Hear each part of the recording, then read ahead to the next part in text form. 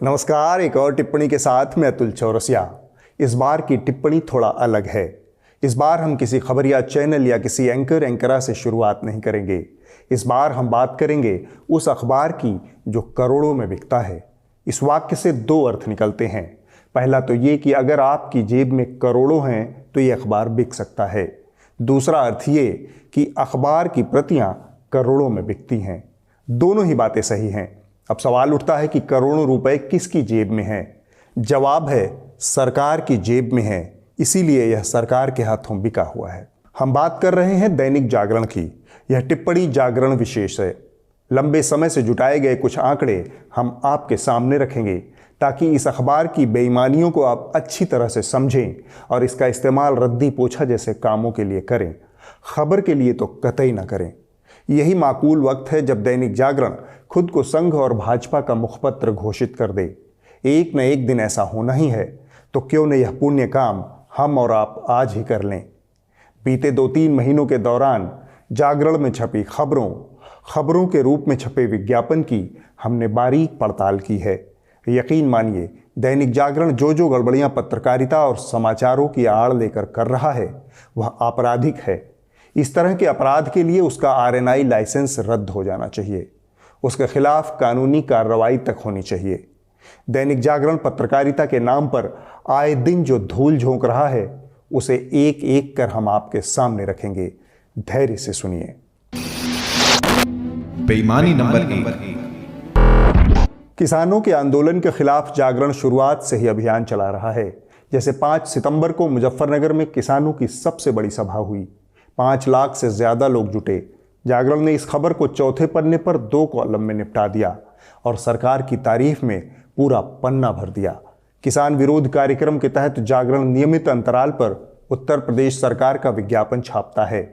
अमूमन 2 पन्नों पर छपने वाले इस विज्ञापन की साज सज्जा और उसका कंटेंट आपको विज्ञापन की बजाय गंभीर खबर होने का एहसास देते हैं। और पूरे पेज के अंत में कोने में एक छोटी सी लाइन लिखी होती है, मीडिया मार्केटिंग इनिशिएटिव। सामान्य पाठक इस धूर्तता को पकड़े बिना विज्ञापन को खबर मानकर उदरस्त कर लेता है। आपको लग सकता है कि ये कौन सी बड़ी बात है। बड़ी बातें अभी आगे होंगी, थोड़ा सा धैर्य रखिए।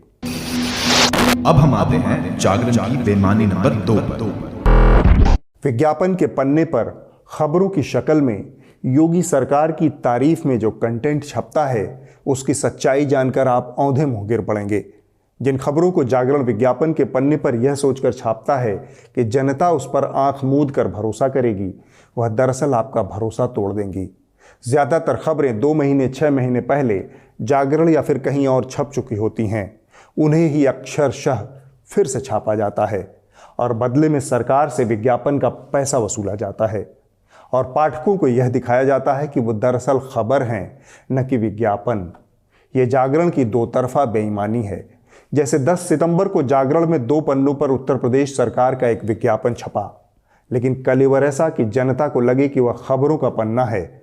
इसमें पहली खबर का शीर्षक था, प्रदेश के किसानों को धान और गेहूं के बीज पर मिलेगा विशेष अनुदान। यह खबर रूपाली दुबे की बाईलाइन से छपी है। विज्ञापन को बाईलाइन से छापना जागरण की एक और बेईमानी है, जिस पर हम आगे विस्तार से बात करेंगे। तो 10 सितंबर को रूपाली दुबे के नाम से जो खबर छपी, बिल्कुल वही खबर जागरण के लखनऊ संस्करण में 17 अगस्त को अक्षरशः छप चुकी थी, बिना किसी बाईलाइन के। एक और उदाहरण से समझिए। 10 सितंबर को इसी पन्ने पर अरुण पाठक की बाईलाइन से एक और खबर छपी थी। इसका शीर्षक था, उत्तर प्रदेश में लागू होगी 1 जिला 1 उत्पाद कृषि योजना, लगेंगे कृषि मेले। यह खबर पहली बार 21 अगस्त को जागरण के लखनऊ संस्करण में पहले पेज पर हूबहू छप चुकी थी। उस समय स्टोरी की बाईलाइन धर्मेश अवस्थी को मिली थी। यानी 21 अगस्त को जो खबर धर्मेश अवस्थी की थी, वह 10 सितंबर को अरुण पाठक का विज्ञापन बन गया। है न जागरण का चमत्कार। बेईमानी नंबर 3। जागरण की बेईमानियों के उदाहरण बहुत हैं, आपको बस धैर्य के साथ सुनना है। इन्हीं में से एक बेईमानी है दूसरे संस्थानों की पुरानी धुरानी खबरों को हूबहू छाप लेना। 22 सितंबर को फिर से जागरण खबरों की शक्ल में यूपी सरकार का 2 पेज का विज्ञापन छापता है। सुयश शर्मा की बाईलाइन से एक खबर छपी। इसका शीर्षक है, जेवर एयरपोर्ट के भवन की वास्तुकला में झलकेगी भारतीयता, योगी आदित्यनाथ। इसे पढ़कर आपको लगेगा कि योगी ने उसी दिन शायद इस तरह का कोई बयान दिया होगा, लेकिन सच्चाई यह है कि खबर 26 जुलाई को न्यूज़ 18 हिंदी पर प्रकाशित हुई थी, यानी लगभग 1 महीना पहले। तब उसका शीर्षक था, जेवर एयरपोर्ट के डिज़ाइन में दिखेगी भारतीय विरासत की झलक, चेक करें डिटेल्स।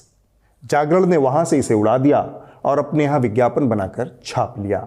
22 सितंबर को ही जागरण ने जेवर एयरपोर्ट से जुड़ा एक और विज्ञापन छापा। इसका शीर्षक है, जाम से बचने को लेकर एयरपोर्ट पर बनाई जाएंगी टनल्स। यह खबर भी न्यूज़ 18 हिंदी से उड़ाई गई है। यह 10 सितंबर को छपी थी। न्यूज़ 18 हिंदी की खबर का शीर्षक है, जेवर एयरपोर्ट पर न लगे जाम, इसके लिए बनाई जाएंगी टनल्स, जानिए पूरा प्लान। आप जागरण की बेईमानियां बस देखते जाइए। 22 सितंबर को रूपाली दुबे की बायलाइन से इसी पन्ने पर एक और खबर छपी। इसका शीर्षक है, जरूरतमंदों तक पहुंचे शासन की योजना, लंबित न रहे जन शिकायत, तय हो हर काम की समय सीमा। इस खबर या विज्ञापन की सच्चाई क्या है? हमने पाया कि बिल्कुल यही खबर गाजियाबाद के उदय भूमि नाम की एक वेबसाइट पर 8 सितंबर को प्रकाशित हो चुकी है।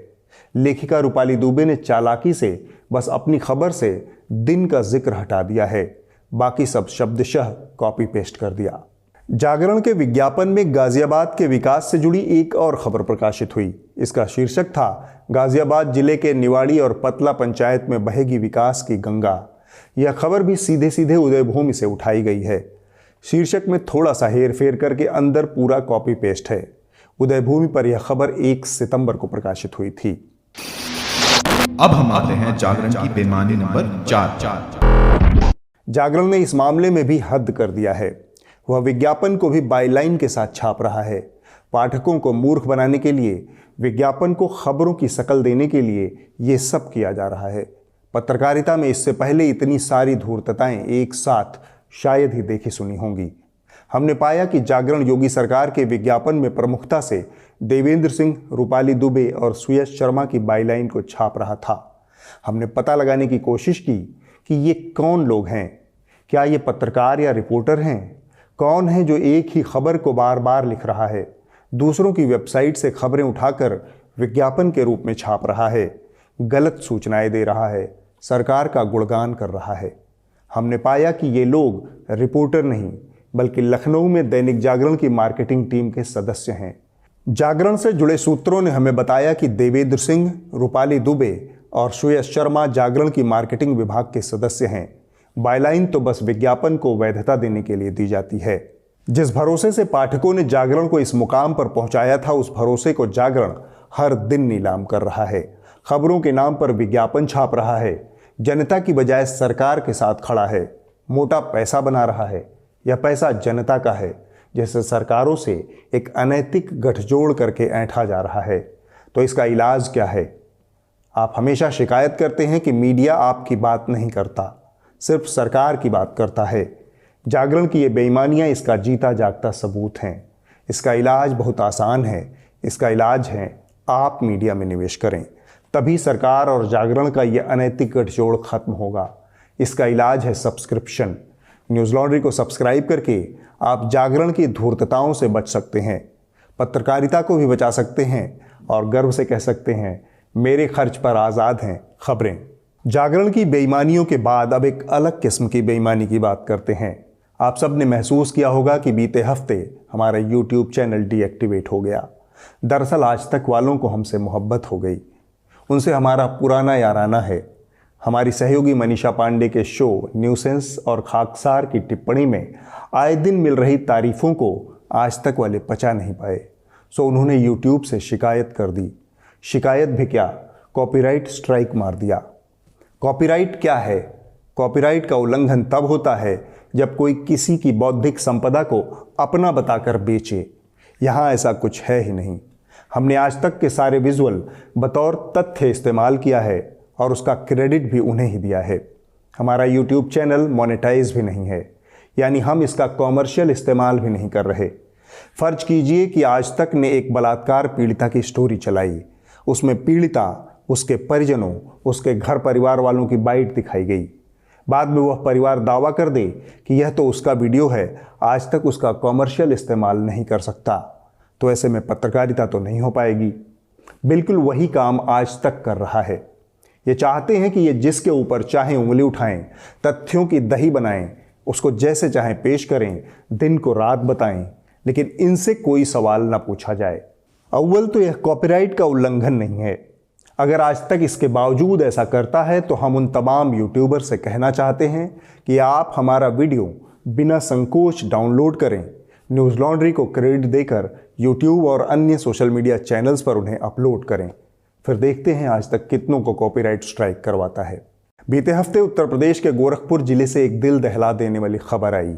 बतौर नागरिक इस घटना से आप सबको चौंकना भी चाहिए, गुस्साना भी चाहिए और डरना भी चाहिए।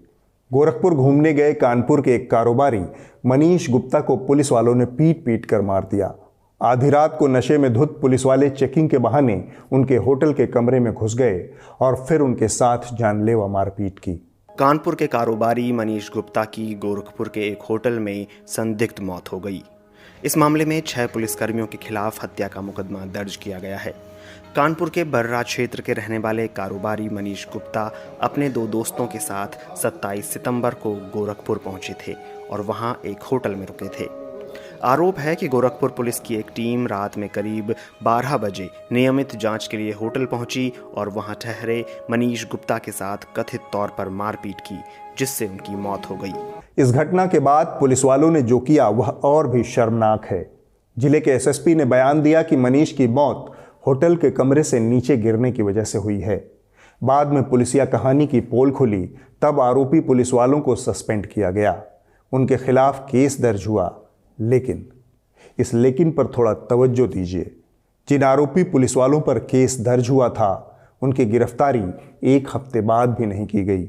मृतक मनीष की पत्नी मीनाक्षी ने इस मामले में मीडिया के सामने अपनी व्यथा रखी। इस होटल ही में मेरे हस्बैंड का खून हुआ है, एक पुलिस वाले ने किया है। प्लीज न्याय दिला दीजिए। आप देखिए बाकी सारे क्लिप कहीं खून नहीं है, वो खून से लथपथ थे। अब आप इस घटना को दूसरे नजरिए से समझिए। उत्तर प्रदेश के मुख्यमंत्री अक्सर बड़बोले तरीके से ठोंक देने का दम भरते हैं। पुलिस को ही सारी समस्याओं का इलाज मान बैठे हैं। किसी भी लोकतांत्रिक सभ्य समाज में संवैधानिक पद पर बैठे नेता का यह रवैया शर्मनाक है। नतीजा आप सब ने देखा। उत्तर प्रदेश में 2 साल पहले फर्जी मुठभेड़ों की बाढ़ आ गई थी।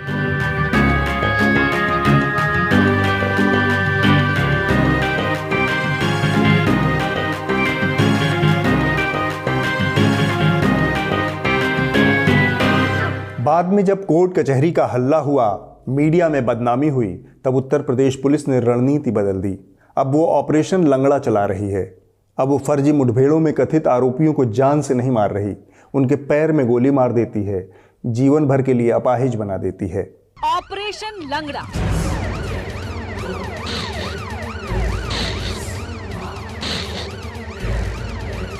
चोर को घेरा, नहीं रुका तो पैर में मार दी गोली। चुने हुए संवैधानिक पद पर बैठे नेता के इस अतिशय हिंसा प्रेम ने उत्तर प्रदेश में एक मनबढ़ पुलिसिया राज कायम कर दिया है। जब आप सड़क चौराहों पर उत्तर प्रदेश नंबर 1 का विज्ञापन देखें तो समझ लें कि यह नंबर 1 किस मामले में है। हिरासत में मौत के मामलों में उत्तर प्रदेश पूरे देश में नंबर 1 बन चुका है। इसी साल 27 जुलाई को लोकसभा में पूछे गए एक सवाल के जवाब में केंद्रीय गृह राज्य मंत्री नित्यानंद राय ने बताया कि पुलिस और न्यायिक हिरासत में हुई मौतों के मामले में उत्तर प्रदेश पहले नंबर पर है। उत्तर प्रदेश में पिछले 3 सालों में 1318 लोगों की पुलिस और न्यायिक हिरासत में मौत हुई है। एनएचआरसी के आंकड़े बताते हैं कि उत्तर प्रदेश में साल 2018-19 में पुलिस हिरासत में 12 और न्यायिक हिरासत में 452 लोगों की मौत हुई थी। इसी तरह 2019-20 में पुलिस हिरासत में 3 और न्यायिक हिरासत में 400 लोगों की मौत हुई। वहीं 2020-21 में पुलिस हिरासत में 8 और न्यायिक हिरासत में 443 लोगों की मौत हुई है। उत्तर प्रदेश का यह आंकड़ा देश में हुई हिरासत में मौतों के मामले का करीब 23% है। यानी पुलिसिया हिंसा से पूरे देश में होने वाली मौतों का लगभग चौथाई उत्तर प्रदेश में हो रही है। एक बार फिर से हम गोरखपुर की घटना पर लौट चलते हैं। पुलिस को दी गई इस बेलगाम छूट के चलते पूरे प्रदेश में पुलिसिया यातना के मामलों में बढ़ोतरी हुई है। गोरखपुर की घटना के बारे में कहा जा रहा है कि आरोपी पुलिस वाले आए दिन व्यापारियों से अवैध वसूली के लिए होटलों में घुस जाते थे। पुलिस को मिली जरूरत से ज़्यादा छूट का परिणाम यह है कि वो उगाही और भ्रष्टाचार के लिए सर्विलांस जैसी आधुनिक तकनीकों का भी इस्तेमाल करने लगे हैं। नेता अगर अदूरदर्शी हो तो बंदूकधारी राज कायम कर लेते हैं और जनता गोरखपुर जैसी घटनाएं झेलने के लिए अभिशप्त हो जाती है। अगर अभी नहीं चेते तो आगे भी यह सब जारी रहने वाला है। बीते हफ्ते खबरिया चैनलों पर सबसे बड़ी खबर रही एक पाखंडी बाबा की जल समाधि की धमकी। बाबा का अल्टीमेटम था 2 अक्टूबर को अगर भारत हिंदू राष्ट्र घोषित नहीं हुआ तो वो सरयू में जल समाधि ले लेंगे। और हमने इसके लिए समय निर्धारित किया है कि 2 अक्टूबर 2021 तक यदि भारत को हिंदू राष्ट्र घोषित नहीं किया गया तो 2 अक्टूबर को दिन में 12 बजे सरयू जी में मैं जल समाधि ले लूंगा। बाबा का यह भी कहना था कि यह सब वो भारत की सुरक्षा के लिए कर रहे हैं। अगर उन्होंने ऐसा नहीं किया तो संकट आन पड़ेगा। बाबा की जिस बात ने सबसे ज्यादा ध्यान खींचा वह था ये वाला बयान। राष्ट्र की एकता और अखंडता के लिए, संविधान की रक्षा के लिए भारत को हिंदू राष्ट्र घोषित किया जाए। इस बयान से एक बात तो साफ हो गई कि बाबा कर्मकांडी और धर्मांध होने के साथ साथ अनपढ़ भी हैं, वरना वह कम से कम इस नौटंकी में संविधान का जिक्र नहीं करते। खैर, योगी जी ठहरे योगी जी। उत्तर प्रदेश में और कुछ हो न हो, रामराज तो वो ला ही चुके हैं। एक संत की करुण पुकार को कैसे अनसुना कर देते। सो पूरे फैजाबाद जिले का महकमा लगा दिया बाबा को जल समाधि से बचाने में। सबका यही दावा था कि हिंदू राष्ट्र बने न बने, बाबा को मरने नहीं देना है।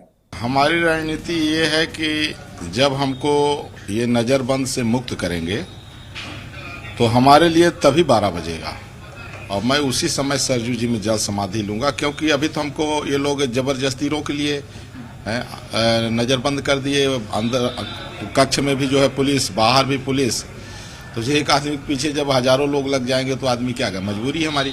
अच्छा, बाबा भी ठहरे अपनी धुन के पक्के। उन्होंने प्रण ले लिया था कि अब तो समाधि लेकर रहेंगे। पहले उन्होंने कहा अगर पुलिस ने उन्हें नज़रबंद किया तो वो एक गुप्त रास्ते से सरयू पहुंचेंगे। पता नहीं उस गुप्त रास्ते का क्या हुआ, शायद उस पर भी योगी जी ने पहरा बिठा दिया हो। तब बाबा ने कहा कि 3 लीटर की एक केन में सरयू का पानी भरा है, इसी में नाक डालकर वो समाधि ले लेंगे। हमने जो घोषणा किया था कि 2 अक्टूबर 2021 तक यदि भारत को हिंदू राष्ट्र घोषित नहीं किया गया तो मैं सरयू जी में जल समाधि ले लूंगा, जिसको देखते हुए प्रशासन ने मुझे आज हाउस अरेस्ट कर लिया है। किंतु हमने भी हाउस अरेस्ट होते ही हमने जो है तो सरयू जल मंगा के रखा है और 12 बजे इसी जल में नाक डुबा करके प्राण को उत्सर्ग करने की हमारी तैयारी है। देखता हूँ, भगवान की कृपा होगी। नाक कटाकर मरने से अच्छा है नाक डुबा कर मर जाना। शुक्र है कि वहां चुल्लू भर पानी नहीं था, वरना बाबा शायद ही बच पाते। अंतिम सूचना यही है कि बाबा जी का मरना कैंसिल और साथ में हिंदू राष्ट्र की योजना भी कैंसिल हो गई। ऐसे खलिहर बाबाओं पर खबरिया चैनलों ने अपना प्राइम टाइम बर्बाद किया, बहस मुबाहिसे किए। 2 अक्टूबर का पूरा दिन गुलजार रहा। संघ और भाजपा के नेताओं ने मोदी जी के हफ्ते भर पहले अमेरिका में दिए गए इस बयान को ठेंगा दिखा दिया। मिस्टर प्रेसिडेंट, आपने अभी 2 अक्टूबर महात्मा गांधी की जन्म जयंती का उल्लेख किया।